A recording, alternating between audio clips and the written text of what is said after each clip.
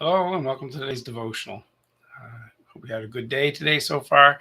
We're looking at Proverbs chapter 8, verse 36 today. This is the last verse in chapter 8. As we've been working our way through Proverbs, there's been this whole foundation being built on how to approach the, the study of wisdom and the growth of wisdom. These first 9 chapters of the book of Proverbs are all about that. And we're at the last verse of chapter 8, and we're about to go into chapter 9, which is kind of the final preparatory step of saying, here's your position. Here's what the last thing you need to know before you go into the actual proverbial statements to learn wisdom.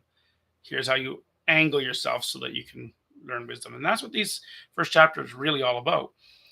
Chapter 8 has been this voice. It's been a personification of wisdom, as wisdom calls out to you and she calls for you to come into relationship with her. And I've been saying that throughout the chapter, and it is saying that. So there's a call of wisdom. It's sort of like saying we are made for this as humans. God made us for this. God himself, it's in his nature to be wise, and he made us in his image, and we're meant to also be wise and to learn wisdom from God. And this has been the building theme. It gets to the last verse. The last 2 verses in particular are a kind of a couplet.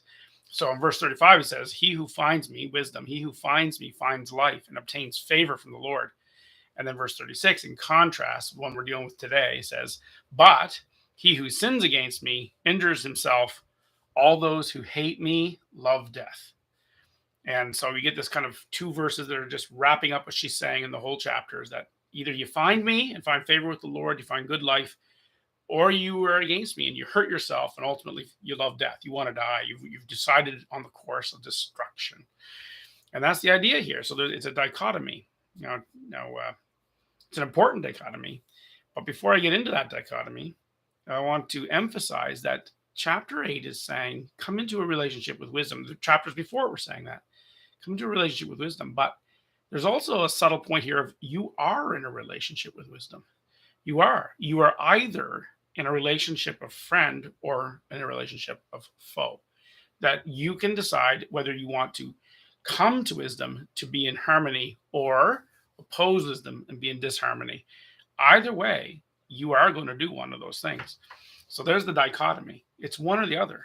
There's no in between. There's no, I think I'll be a little wise. Well, no, you're either going to go one path or another. And so we can think about this. Each decision of your life will either be a wise one or a foolish one or the other. But not just every decision of your life. The state of your life will be a wise state or a foolish state. You will be in that state of being wise or being foolish. Now, you may sometimes do a foolish thing, but a wise man learns from his foolish decision, and thus he's in a wise state, right? Whereas a foolish person does not glean anything from even the temporary wise decision they may make. And so your decisions are wise or foolish. Your state is wise or foolish. And not only that, but the direction of your life. And so repeatedly we get this sense in the early part of Proverbs of you end up in a life direction of either wisdom, growing in wisdom, learning wisdom, and arriving at wisdom, or you have the opposite, the foolish direction of being unteachable, never growing in wisdom, just growing in folly. And that ultimately comes to destruction. As she says here, you were wise or foolish in all your pursuits of wisdom or folly. That we as human beings have the ability to pursue greater wisdom or to pursue greater folly. And much of our society is encouraging you to pursue folly, to not worry about consequences, to don't think about it, just follow your heart.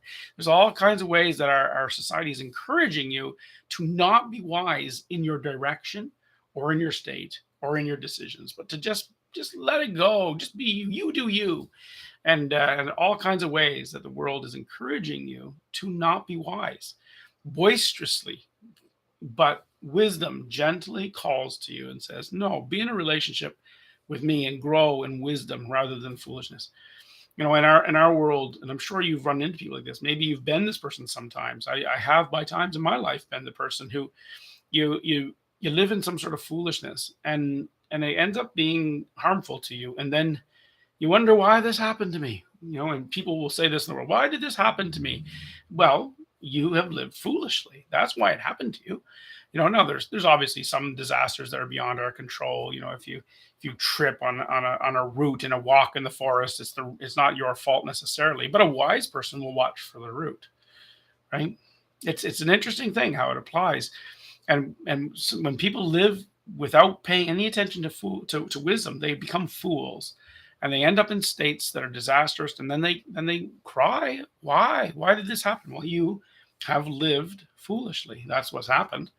Sometimes we want to blame everyone else. It's God's fault, right? Or some other person's fault. Someone should have told me, and we want to play the blame game. Boy, do people ever love to do that in our culture right now? Love to find out who's to blame for everything, and accuse people of all kinds of things, and cast blame elsewhere all the time. But they refuse to take responsibility for the fact that they have lived foolishly. They have, not someone else, you have lived foolishly. And so there's that, right? Or there's the idea of many people are surprised by the hardship, as if, where did this come from? And it's like, well, you have a lifestyle of foolishness. Of course it came, or others they protest the outcomes as though somehow it should have been different.